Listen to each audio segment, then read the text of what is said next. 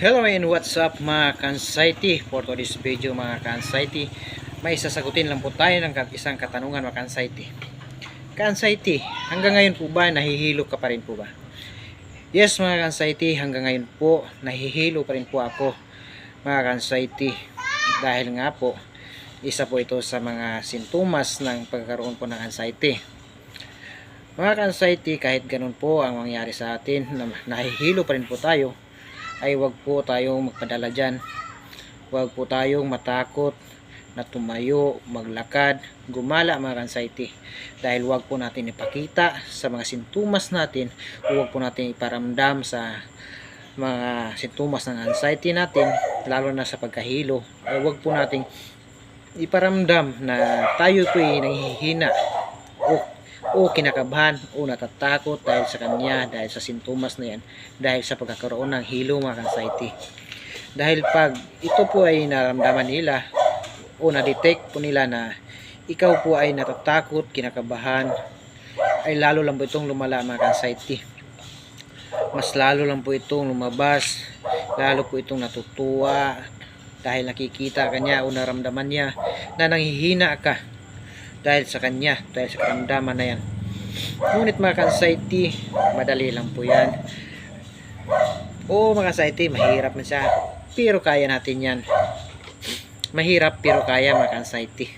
Kayang kaya. Pagkahilo na yan mga ka-anxiety, kayang kaya natin yan.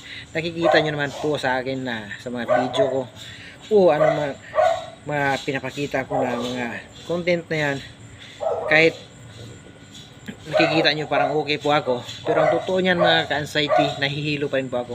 Pero hindi ko yan pinansin mga ka-anxiety, dahil walang mapagpigil sa atin kung ano ang dapat gawin o anong gawin natin sa ating sarili mga ka-anxiety.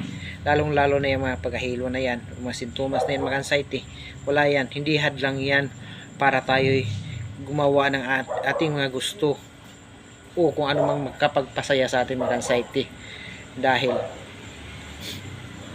Dahil pag nakita nila mahina tayo, lalo to silang lumakas mga anxiety. Kaya mga anxiety, huwag kayong magpakita ng kahinaan.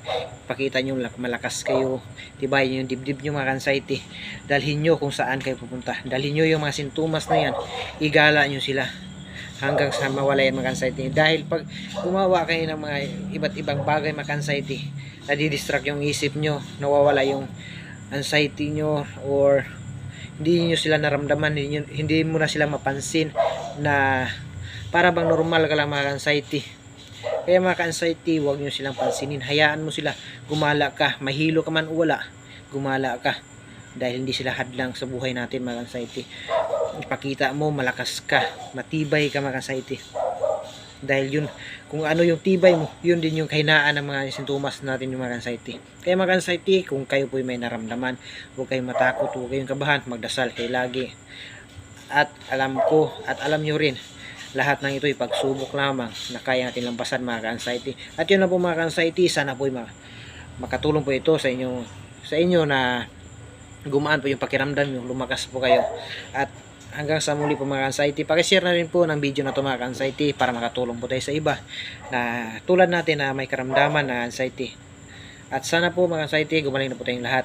God bless po sa ating lahat.